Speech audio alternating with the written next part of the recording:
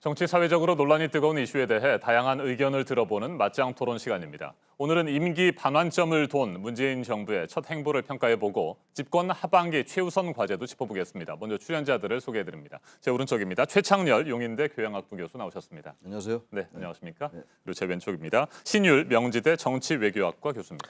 예, 안녕하세요. 네, 어서 오십시오. 예.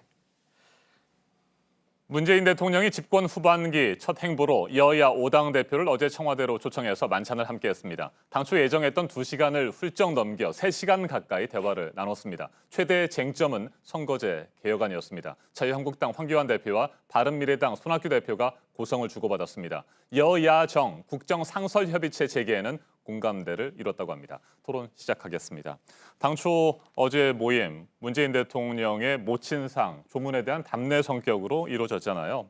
당초 2시간 정도 예상이 됐었는데 3시간 가까이 할 얘기는 좀 다 했을까요? 어떻게 보십니까, 최 교수님? 오찬이 아니라 만찬이니까 네, 만찬이죠. 아무래도 네. 허심탄회하게 얘기할 수 있었을 것 같고요. 또 저 막걸리도 이제 곁들였다고 합니다.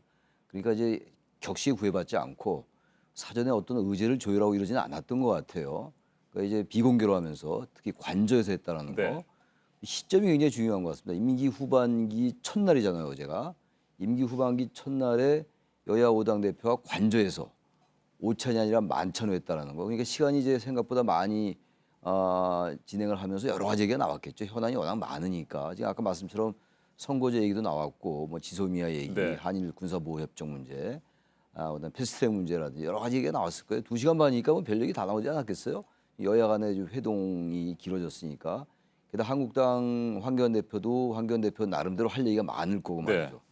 문재인 대통령은 문재인 대통령대로 또 야당에 대해서 서운한 것도 있을 것이고 또 당부할 것도 있을 것이고 아주 그런 것들이 전반적으로 논의된 자리였다. 그리고 임기 전반기의 초반에는 문재인 대통령이 아주 소통을 잘해서 지지율이 굉장히 높은 거에 굉장히 중요한 전 요인이라고 봤는데 임기 전반에 후반으로 가서 좀 소통에 좀 소홀한 거 아니냐 이런 지적이 없지 않아 있었거든요. 그러니까 임기 후반기 첫날 여야 대표들과 이런 이제 좀 허심탄회하게 격이 없는 대화를 나누면서 또 19일 날 국민과의 대화도 좀 네. 예정돼 있는 거 아니겠습니까? 뭔가 소통에 협치에 어떤 정권 입장에서 볼 때 방점을 찍었다는 점에서 의미가 있다 이렇게 보여집니다. 알겠습니다. 신 교수님, 소통과 협치를 위한 자리였는데 들려오는 얘기 손학규 대표와 황교안 대표가 고성을 주고받았다고 합니다. 이거 어떻게 예. 보세요? 아니 근데요. 물론 이제 그 어떤 그런 부분에 언론이 관심을 가질 수밖에 없죠. 큰 소리 오갔다. 근데 그러면서 이제 대부분의 언론들이 이제 어제 회동에서 주목되는 부분을 선거제도 개혁 문제를 집중을 하고 있는데 네. 저는 사실 좀 다른 부분을 눈여겨봐야 된다고 생각합니다. 그거는 다름 아닌 지소미아 부분인데요. 문재인 대통령이 지소미아에 대해서 초당적 협력을 당부했다라는 기사들이 오늘 나오면서 실제적으로 뭐냐하면 이 지소미아 파기를 염두에 둔 것이 아니냐라는 분석이 아하, 나오고 네. 있습니다. 근데 이게 만일 그 지소미아 문제를 우리가 파기 쪽으로 해서 진짜 그런 식으로 된다면 제가 볼 때는 선거제도 개혁 같은 것들이 이제 워낙 큰 이슈가 터져버리면 그 속에 묻힐 가능성이 굉장히 높다는 겁니다. 왜 그러냐면 지소미아라는 것이 뭐 이게 사실 미국과 더 많이 관련돼 있는 문제인데 네.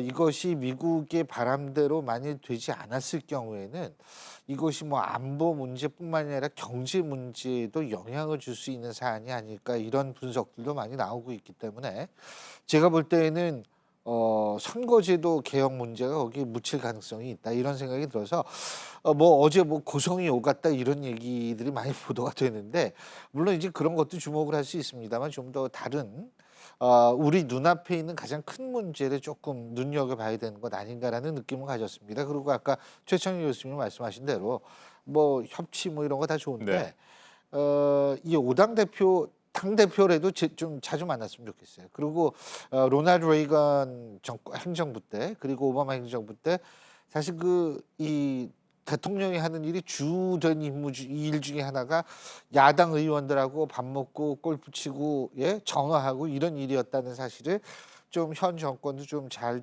그 상기를 해서 대표뿐만이 아니라 의원들도 좀 자주 만났으면 좋겠다. 야당 의원들이요.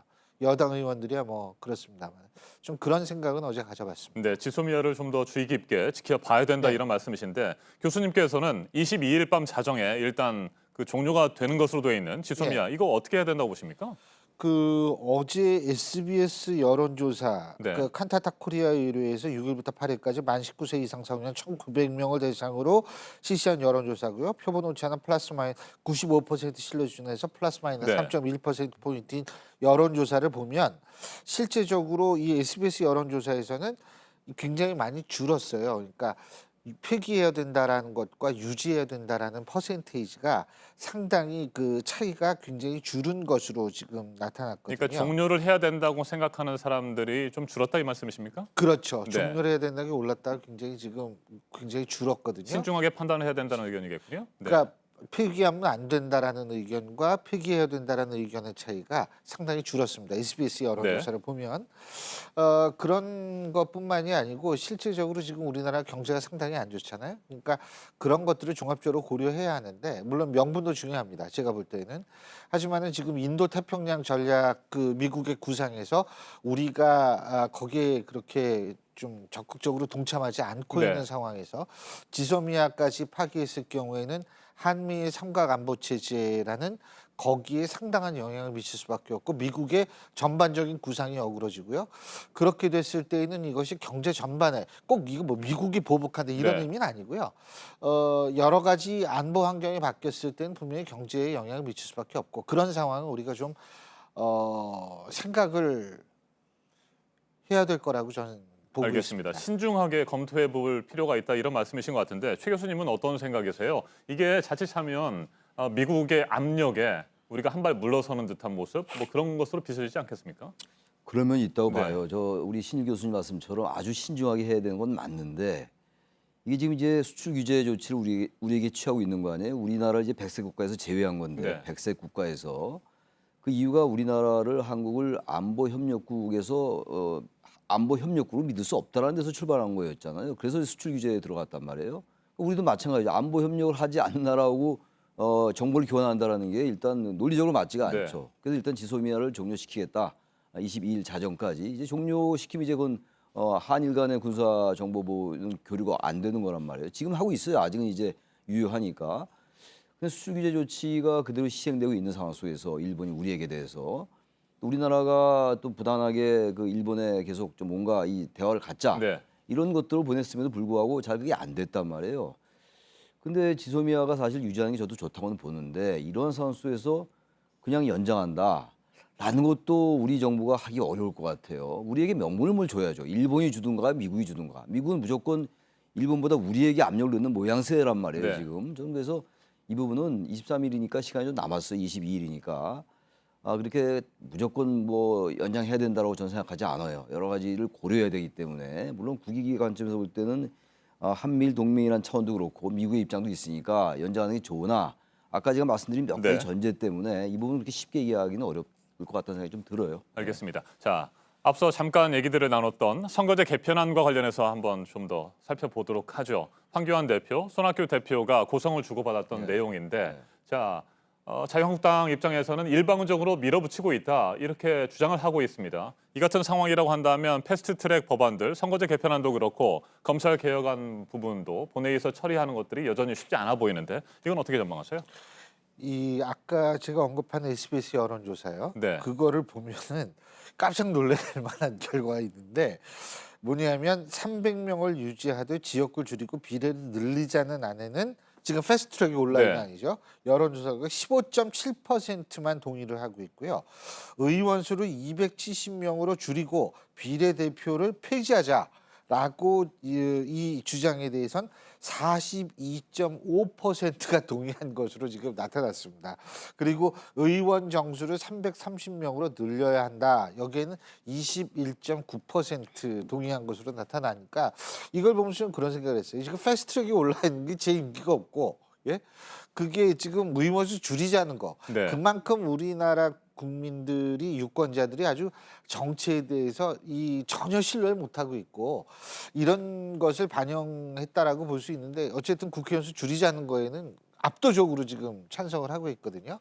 이런 차원에서 제가 선거제도 개선을 생각을 하자면 결코 쉬운 일이 아닐 것이다.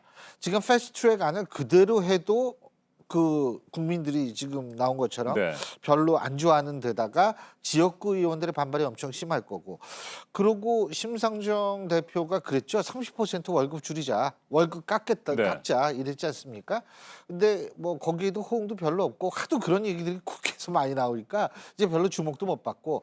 근데 이제 그런 얘기를 하는 배경에는 의원수 좀 늘리자라는 그게 좀 있는 것 같은데, 제 생각으로는 그것도 가능한 것 같지도 않고, 그리고 아까 말씀드렸지만 지소미아 문제라든지 재반 문제가 있었을 때 사실은 이게 덮일 가능성이 굉장히 높다. 전 그렇게 생각하고, 한 가지만 더.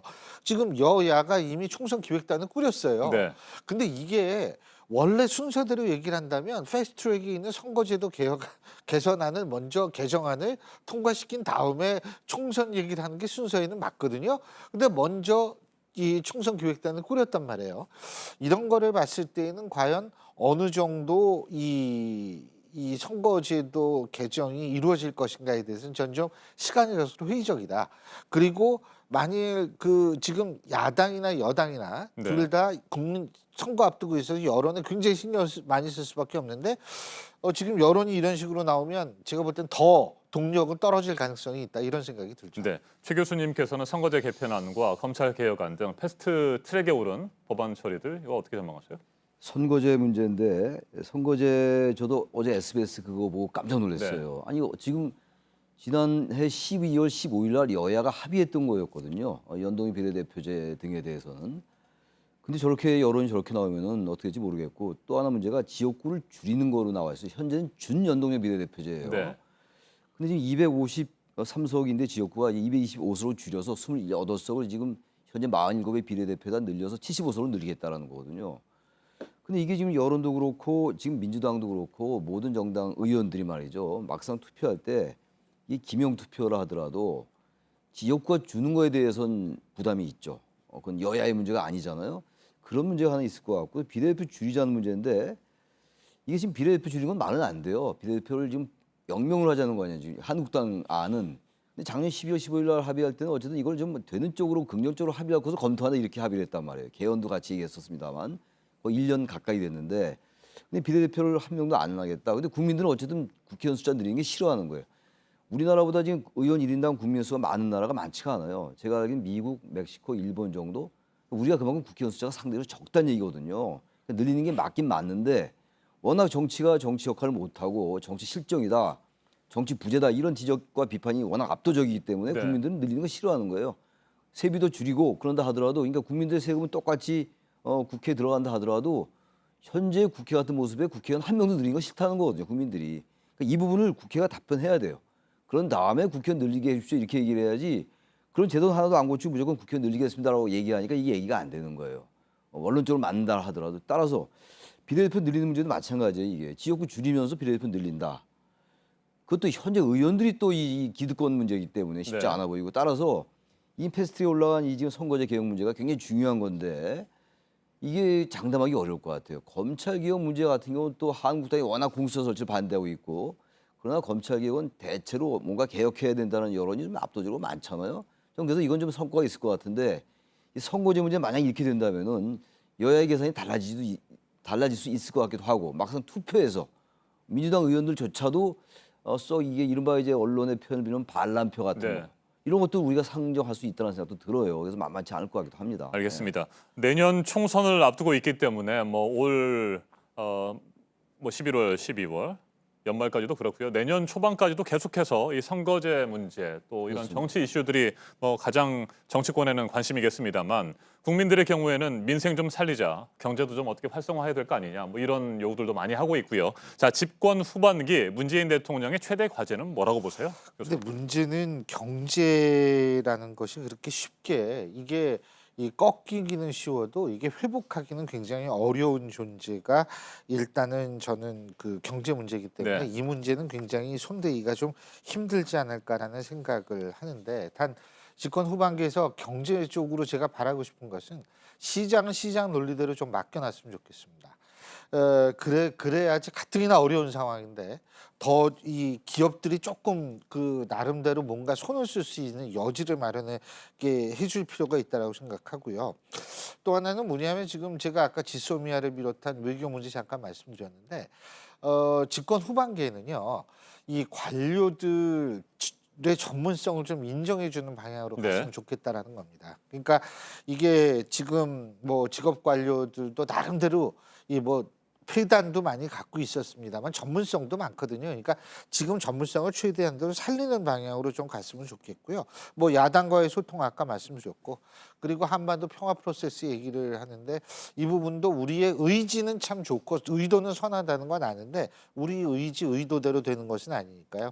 하지만 뭐 이 부분도 좀 지켜봐야겠죠. 네, 최선일 교수님, 문재인 정부 집권 후반기 최대 과제는 뭘까요? 경제죠, 경제인데 경제는 뭐 지금 말씀처럼 그렇게 쉽게 잘 뭐 뜻대로 되기 네. 어려울 거예요. 단지 지금 한국당 등 야당이 주장하는 게 소득주도 성장 문제예요. 이 소득주도 성장을 계속 가지고 갈 것인가의 문제거든요. 지금 정부가 내세우고 있는 게 소득주도 성장하고 혁신 성장이잖아요. 이 혁신 성장에 대한 구체적인 성과가 별로 없는 것 같아요. 그러니까 그런 것들 좀 보여줄 필요가 있고, 전 소득주도 성장을 명시적으로 폐기해라라고 얘기하고 싶지는 않아요. 그건 그야말로 빈부격차를 명시적으로 더 갖고 가겠다는 것밖에 안 되지만 소득주도 성장이 빈부격차 완화에 별 기여하지 못했어요. 그건 통계 지표가 나와 있는 거란 말이죠. 그러니까 정부가 이런 것들을 인식하고 뭔가 경제 정책에서 유연성을 발휘할 필요가 있다. 그러니까 민간에도 활력을 불어준 그게 하나 있고요. 또 하나 문제가 내각이 좀 앞에 나섰으면 좋겠다. 청와대보다. 청와대가 지나치게 앞에 나선 듯한 느낌이 분명히 있어요. 어제도 네. 이제 그 청와대 새 실장이 기자회견 간담회 했습니다만 좀 이제 장관들에게 책임을 주어주고 내각이 좀 힘을 갖게 했으면 좋겠다는 생각이 들고, 또 하나 문제가 쓴소리를 듣는 정권, 뭔가 너무 진영에 갇히지 않는 그러한 정권의 모습을 보여준다면 임기 후반에 좋을 수가 있는데, 그렇지 않고 임기 전반기에 그런 여러 가지 지적된 문제들을 그대로 갖고 간다면 상당히 어려울 수 있다, 이런 말씀 드리고 싶습니다. 알겠습니다. 어제 문재인 대통령과 여야 5당 대표들이 만났던 얘기부터 시작해서 집권 후반기 국정 과제까지 살펴봤습니다. 토론 여기서 마무리하도록 하겠습니다. 오늘 맞짱 토론 최창렬 용인대 교양학부 교수, 신율 명지대 정치외교학과 교수와 함께했습니다. 두 분 토론 잘 들었습니다. 예, 고맙습니다. 감사합니다. 고맙습니다. 감사합니다. 예.